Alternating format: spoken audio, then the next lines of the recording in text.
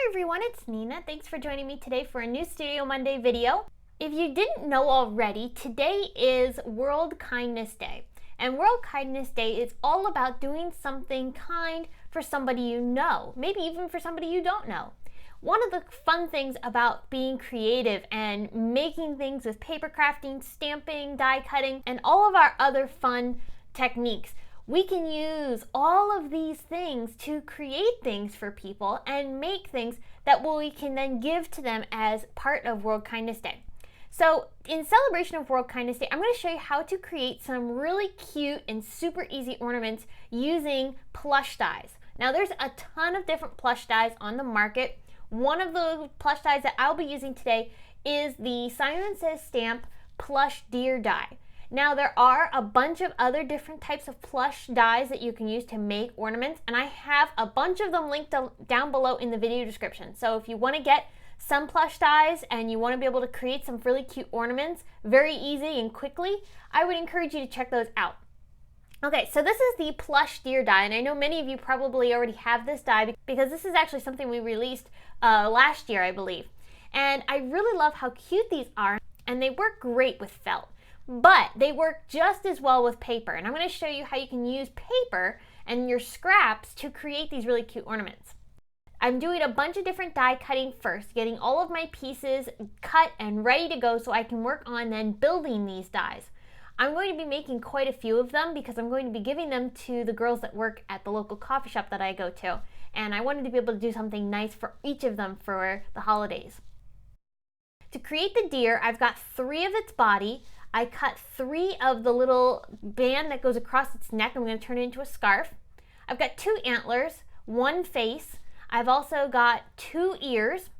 I've cut also a pink piece to go into one of the ears. Then I've also cut a nose from some red cardstock and a couple of the little spots that I'll put on its back. So now that I have all my pieces cut and ready to go, I'm going to start prepping everything so I can start stitching. For this little neck band, this is actually probably more of like a jingle bell color, but I wanted to turn it into a scarf. So I'm going to take those 3 pieces that I cut from some pattern paper, and I'm going to glue them together to turn them into a scarf. And I'm making sure to line up the holes on each of the little bands so that way I can continue stitching over top of this entire piece. So I glued those down with some liquid glue, and I'm going to set that aside to dry while I work on gluing and getting the rest of my pieces prepped. I'm taking those 2 antlers and I'm going to put them back to back so that there's a much sturdier antler here. I die cut double of the things that are technically only supposed to be a single layer because I wanted them to be a little bit more thicker and sturdier because it's going to help the ornament to hold together much better. Now that I'm moving on to the stitching, I'm going to show you how I go ahead and work on putting the stitching together on this paper. So I take my needle and thread and I started off by putting it into one of the holes. Then I take a piece of Scotch tape, just a small piece, and I tape the end down onto my paper, and that's just going to hold that in place so I don't have to worry about it coming apart or having it pull out of the hole. I know it's secure already. So I can continue stitching and not have to worry about that, and I'm just using some embroidery floss and a needle, and I'm going through all of the holes on this face. I'm using some cream thread for this because I chose a cream cardstock, and I really like the contrast that you get by having a slightly darker thread on your paper that gives the ornament a little bit more interest and it really makes the stitches stand out nicely, and it gives it a really great handmade feel. I did the same thing for the deer's body. I went ahead and taped the back side of that thread down onto the back side of the deer itself. And again, that's just going to hold everything in place so I don't have to worry about it moving or coming apart as I'm sewing. I'm going to sew around the entire body of my deer, going through every one of these holes. Now you'll notice that some of the holes still have the paper stuck in them. That's okay. Those little dots of paper will pop out as you sew around the deer. So I sewed all of the different pieces that I needed for the deer's body, and I've got the face and the body ready to be adhered together. I'm using score tape to attach these down because I like the fact that the score tape is extremely strong. There is quite a bit of dimension and bulk to the thread there, and I want something that's going to adhere the papers together.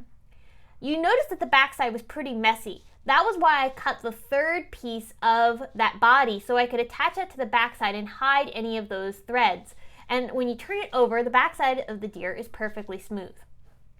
I'm attaching some of these little elements down now in between the backside panel that we added to the deer and the sewn pieces that we have attached to the backside.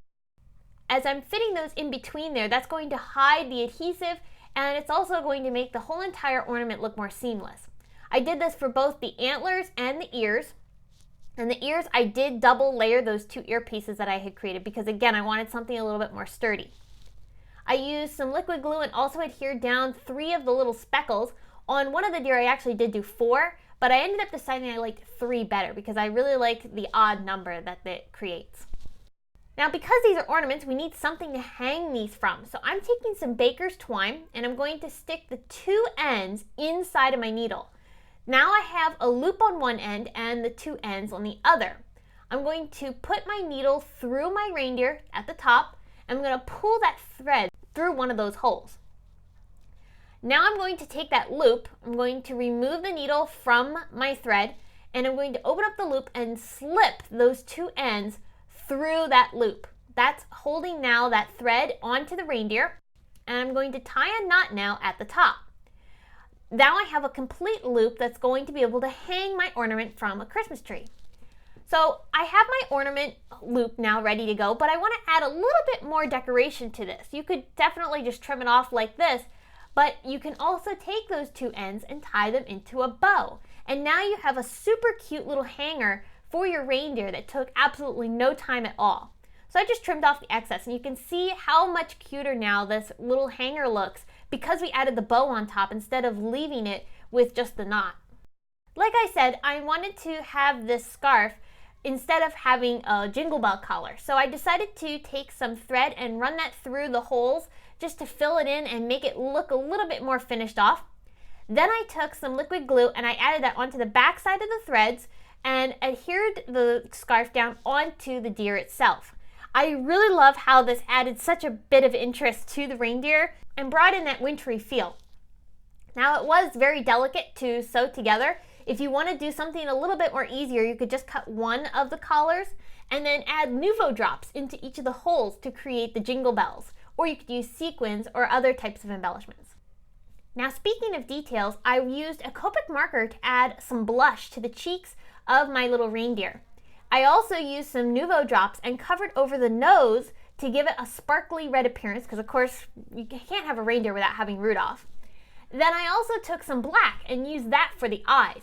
There are pieces that die cut the eyes and you could use those instead, but I really love the dimension that you get with the Nuvo drops.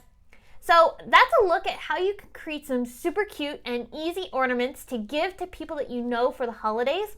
I hope that this has inspired you to create some ornaments of your own and also do something fun for somebody in honor of World Kindness Day. I hope you enjoyed this video. Please give it a big thumbs up and subscribe to our channel for more inspiration. I will see you again very soon with another one. Until then, here are 2 more that you might like featuring some great gift ideas. Thanks for watching. I'll see you again very soon and have a great day. Bye!